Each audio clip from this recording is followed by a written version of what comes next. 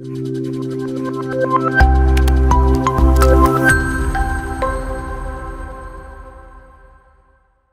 everyone, I am Suruchi. Today I am going to be your tutor.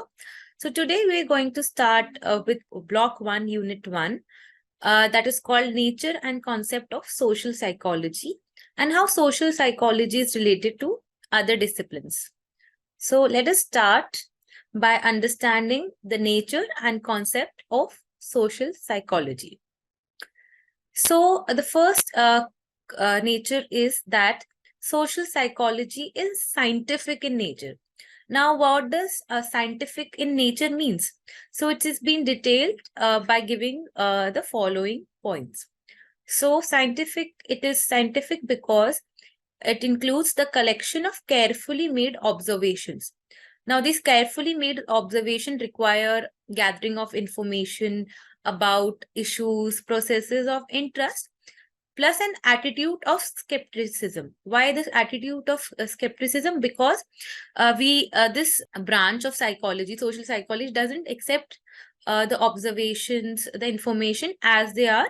They are open to new interpretations, acceptance of discovery of new information. So that it is up to date with the new issues, trends which are coming up.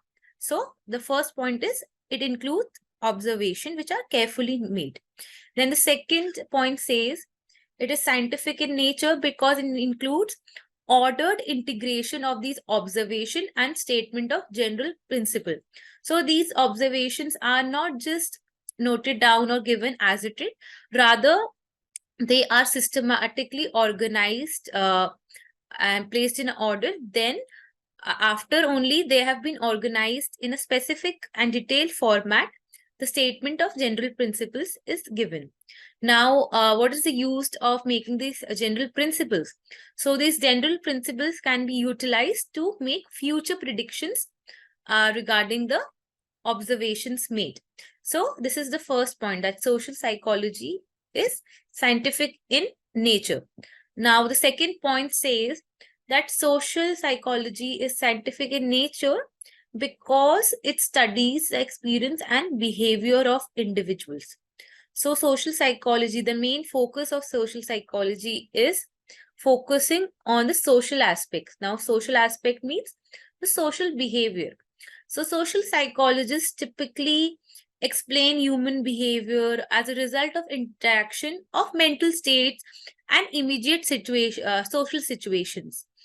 Now, consider the following questions like, why do people help each other? What is jealousy? What are the main cause and effects of one's behavior? So all these questions are studied in social psychology. So the first question, that is, why do people help other? It is a question about overt behavior. Overt behavior means any behavior that can be directly observed.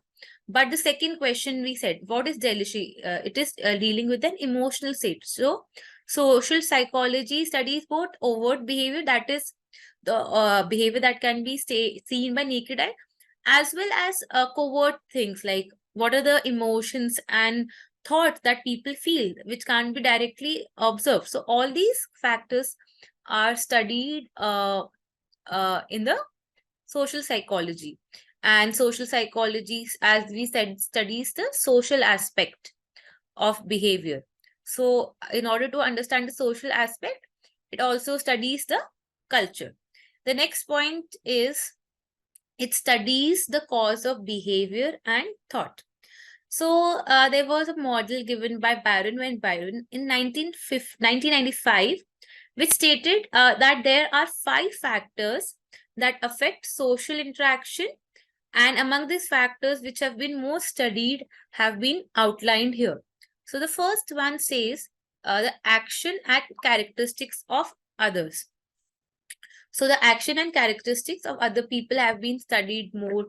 Then it also studied the basic cognitive processes. The basic processes can be memory, reasoning, judgment, thinking about other things. Then it also studied ecological variables. So ecological variables can be direct and indirect influences about our physical environment. Then it also plays a role, importance on biological aspects of human behavior and genetic inheritance that is relevant to the social behavior. And lastly, this model also studied social context, that is the cultural norm, or you can say membership in various groups. So these are the 5 factors according to Byron, which affect social interaction and have been studied the most. So then this brings us to the end of nature and concept of social psychology. Then we'll move on to the next topic in this unit, which is the scope of social psychology. Now, we'll discuss each and every point one by one. There are 3 main points which capture the scope of social psychology. Now, social psychology attempts to understand the relationship between minds, group, and behavior in 3 general ways. First point, it's try to study how the thoughts, the feelings, and the behavior of an individual are influenced by the actual, imagined, or implied presence of others. So the behavior, emotions can be influenced when the person is actually present, or the person may be imagined that what could happen if the person was present. And third, implied presence, that in the near future that there can be the presence of the individual. This includes like social perception, social interaction, and many kinds of social influence like trust, power, and persuasion. So this you can say this part tries to study the scope of social psychology through answering questions like how do small groups dynamic impact cognition, or for example it could study how does group impact the individual, or it also tries to understand questions like how does individual operate within the social group. So this was the first point. Then the second point studies that the second scope is that it tries to understand the influence that individual perceptions and behavior have upon the behavior of the groups. This includes looking at things like group productivity in workplace and even group decision making. It also looks at questions like what are the reasons behind conformity, diversity, and even deviance. Then the third scope is so that social psychology also tries to understand group themselves as behavioral entities and the relationship and the influences that one group has on the other. So you can say it tries to answer question like how does small group become hostile to each other, or how do groups behave in different way than when a individual is outside the group. So these are the main 3 scopes of social psychology. Now we'll move on to the next section of this unit, that is historical developments, the emergence of modern social psychology. So in this, we'll discuss about the historical development of social psychology. So as you can see, the emergence of social psychology can be studied in these 7 stages. That is social thought before the advent of social science. The second is second stage of development. Then further on came people psychology, mass psychology. Further on, there were first textbooks of social psychology also, which further facilitated the beginning of experimental research. And finally came the middle range theory. And now I'll explain the important factors which played a role in each of them. I'll try to give you a summarization. So you can summarize this advent of social psychology by the emergence of 3 main theories, that was psychoanalytical, cognitive, and behavioralistic, wherein psychoanalytical mainly focused on man as a creator of society rather than its product. Then cognitive aspect focused on society as represented in the man's experience as a part of the life space. Then came behavioristic approach, which stated that society provides a set of stimulus condition that operate as cues and reinforcers of behavior. And after that, it further focused on the current status, that is psychoanalytical and cognitive behavioristic, wherein cognitive and behavioristic aspect was kind of merged into one section.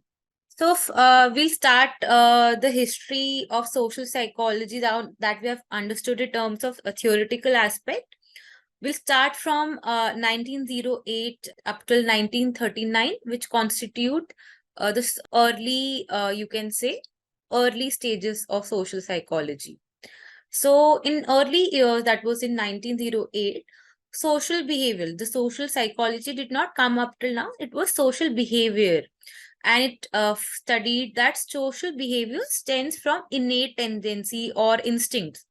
So Alport in 1924 gave social facilitation effect, and wherein he emphasized the value of experimentation. Then in 1935, there was Sheriff, which he claimed that social norms and conformity. He gave these terms. Then Kurt Lewin in 1939 studied about leadership and related group processes. So these were some of the concepts of social psychology that came up in the early years. That was in 1908 up till 1939. Then social psychology, it was just, we discussed about the early years. Then there was the period of youth of social psychology, and it lasted from 1940s up till 1960s. Here, there was an expansion of the scope of social psychology, wherein every aspect of social behavior was included in research. Then in 1948, a revolution got under favoring the concept of human behavior as thoughtful and, you can say, motivating rather than just being driven by instinct. Then Kurt Lewin focused on experimental works. Due to the efforts of Kurt Lewin, we were able to put social psychology as a science in a more advantageous position. So he helped a lot in establishing social psychology as a science.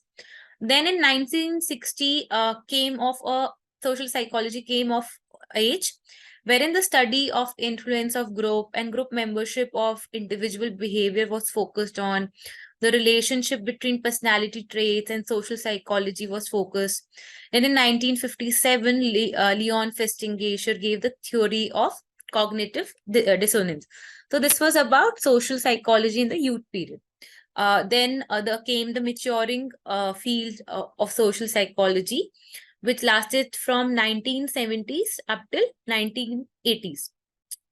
And in this stage, there was a rapid pace of change in the last decade, acceleration, new topics and perspective came up. Attribution was studied. Like attribution is basically how we try to infer the causes of other people.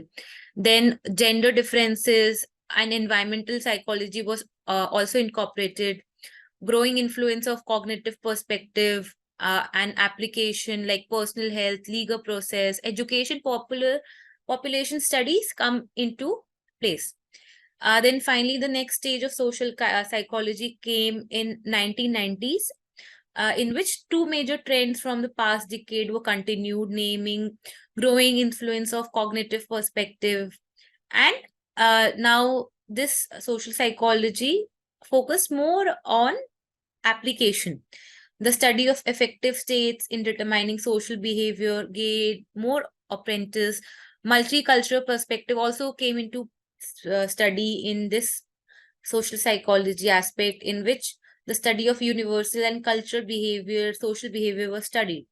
And finally, there is current trends in social psychology, which is the present state, in which evolutionary social psychology is being studied, how changing world, technology, human social behavior are being interlinked, a neurocognitive perspective and social behavior is also being incorporated. So this was the summarization of social psychology right from the early period up till current stage. Now we'll move on to how social psychology is related to other disciplines, and it can be studied through 4 stages. As you can see, it's written here: societal level analysis, individual level analysis, interpersonal level analysis, and amalgamation of sociology and psychology. So we'll try to discuss each of them one by one. So the first level is societal level analysis. Now, the goal of societal analysis is to identify links between broad social forces and general patterns of social behavior. Now, social behavior from this point of view is explained by factors like economic hard times or maybe class conflicts. And this analytical approach is mainly adopted by sociologists, economists, and even political scientists. And these scholars attempt to understand the general patterns of social behavior. And these patterns of social behavior can be, for example, homicidal rates, consumer spending, and even voting behavior.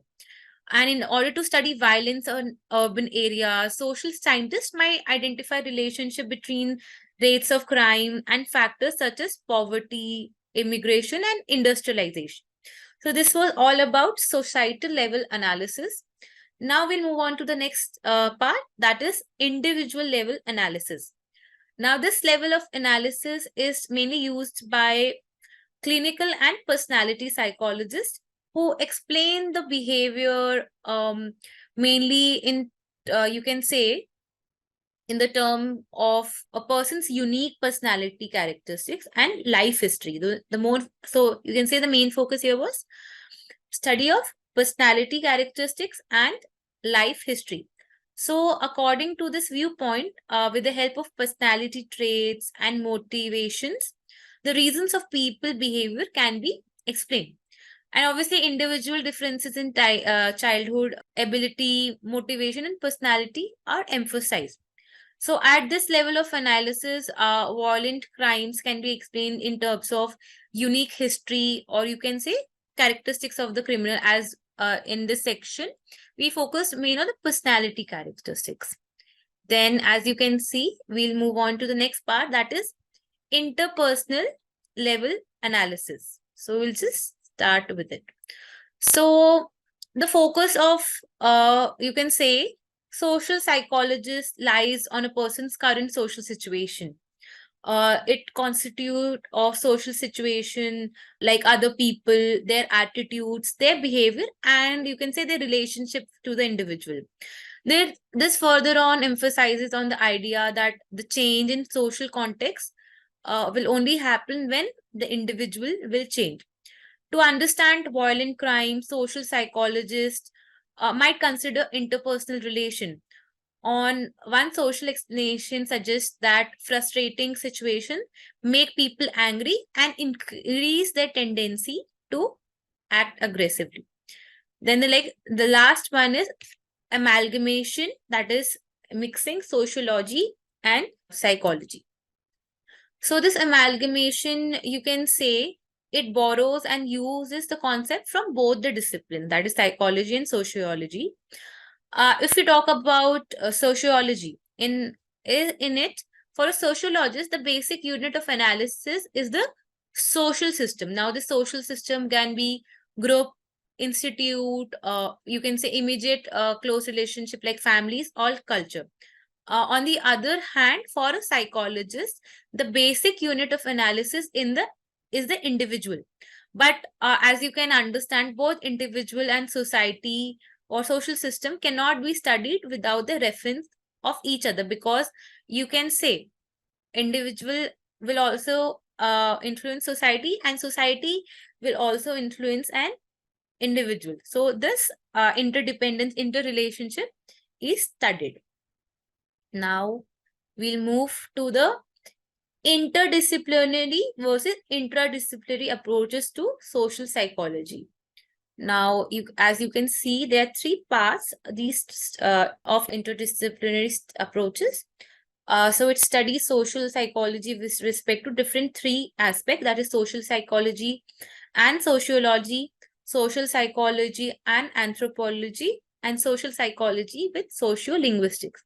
So we'll discuss each of them one by one. So the first one is social psychology and sociology. So first we'll define and understand the meaning of sociology. So sociology is defined simply as a study of society. Sociology you can say it's a social science, which is mainly dealing with social systems, structures, relationship, and even entire societies.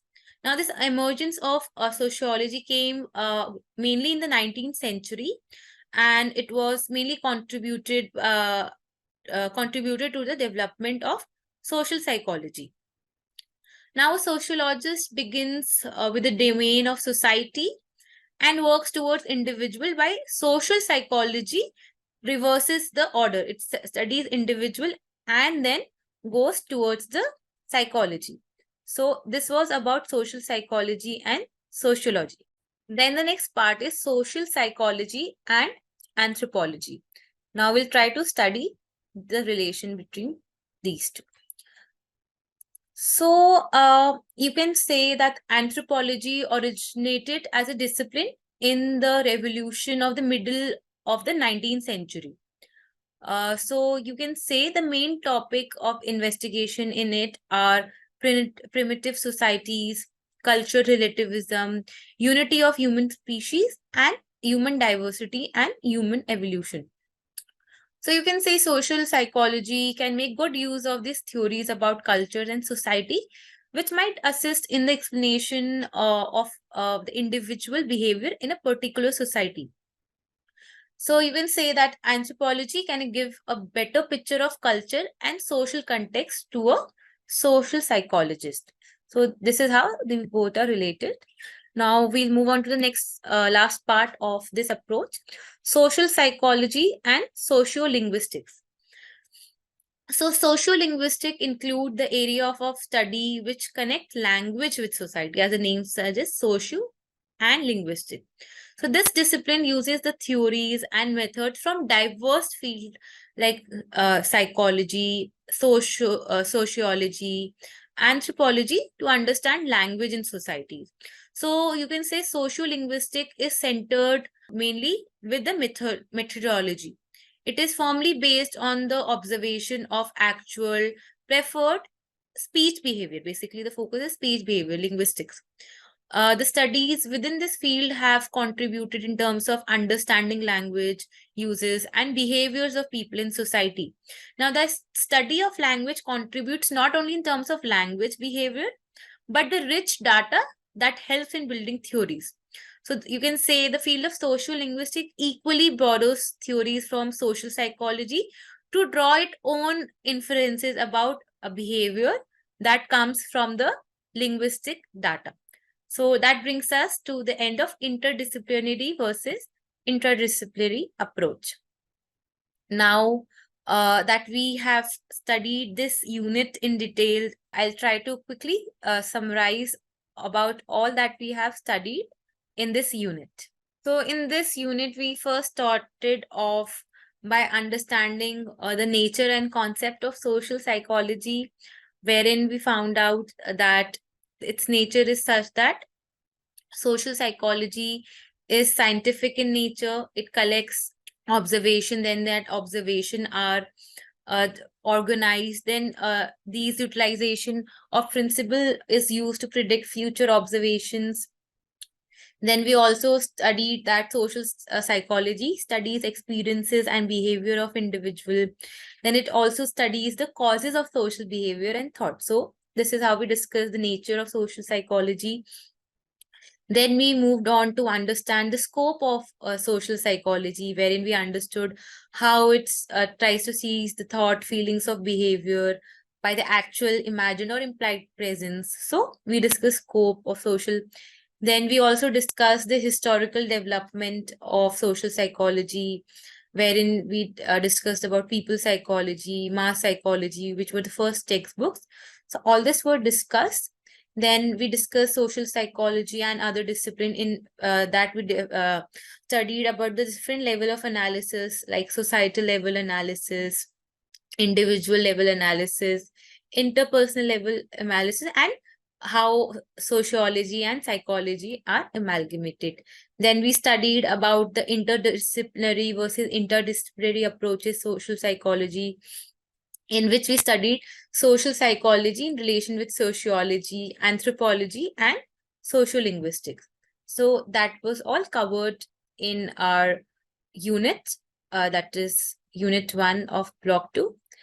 Then we also can come to check our progress. So we'll try to encapsulate, remember all that we have learned through answering this question. So the first question says, define social psychology and discuss its nature and type. So as it's a very simple question, you can start by mentioning their definition of psychology, social psychology, what it means. Then you can discuss its nature and scope.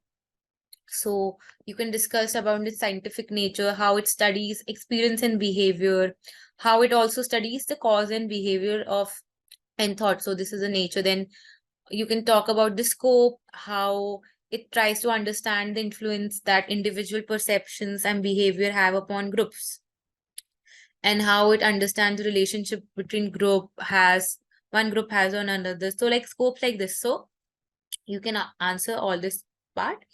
Next, we'll try to answer the second question, which is, a revolution got underway favoring the concept of human behavior as thoughtful, purposive, rather than guiding by instinct. In the light of the statement, express development in the field of social psychology.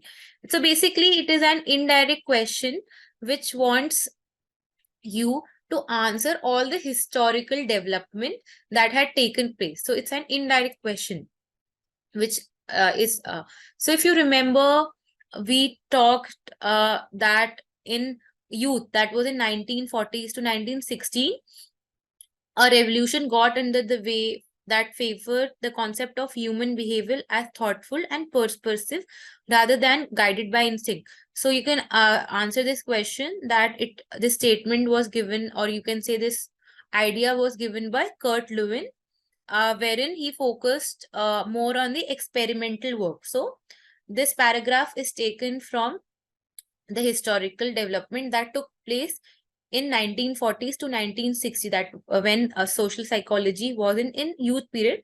But also, if the marks are more for this question, you can altogether explain all of the historical development of social psychology here.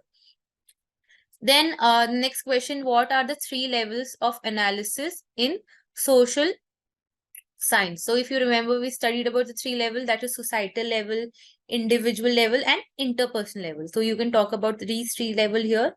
Then it says, which level of analysis would you relate to your social psychology? So the second part of question is a subjective kind of question. In it, you can give your own reasoning, own insight, own understanding according to you, which you feel it is more related. So it's more of a subjective nature question, second part. Then the last question is, what is the difference between psychological social psychology and sociological social psychology? So you can answer this question, first of all, by giving the definition of social psychology, and then sociological social psychology. And then you can go on to explain the differences between social psychology and sociology. Basically here, to answer this question, you have to give the nature characteristics of both social psychology and sociology. So this brings us to the end of unit 1 of block 1. I hope to see you soon in the unit 2 of block 1. Till then, take care. Bye-bye.